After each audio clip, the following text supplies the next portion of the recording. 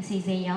NCC Level 4 Diploma in Computing with Business Management High Achiever Award First in the World First in Asia Region ဆုရည်ကြီး9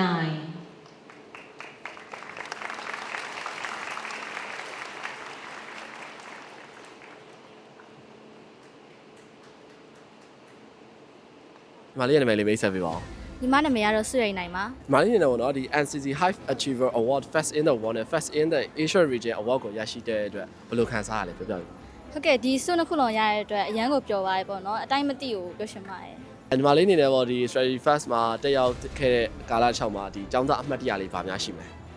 ဟုတ်ကျောင်းကအမတ်တရားဆိုရင်တော့အများကြီးပဲပေါ့နော်ကျောင်းကပွဲတွေ events တွေ activity တွေအများကြီးရှိတဲ့အတွက်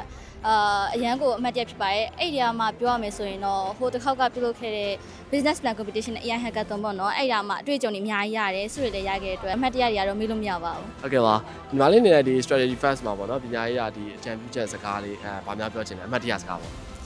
ဟုတ်ဒီကျောင်းကလာတက်ရှင်တော့ networking အရန်ကောင်းတယ်ပေါ့နော်ဒီကျောင်းမှာဆရာဆရာမတွေလည်းအရန်ကိုနှွေးထွေးတယ်ပြီးတော့ဒီ staff တွေ SSC အမတွေကလည်းအရန်ကိုခေါ်ရပေါ့နော်အဲ့ကြောင့်အခက်အခဲမရှိဘဲနဲ့ပညာရေးကိုကောင်းကောင်းစူးစမ်းနိုင်ခဲ့ပါတယ် ဟုတ်ကဲ့ပါဖြည်းဖြည်းတက်ကျေးဇူးတင်ပါတယ် ဟုတ်ကဲ့ကျေးဇူးတင်ပါတယ်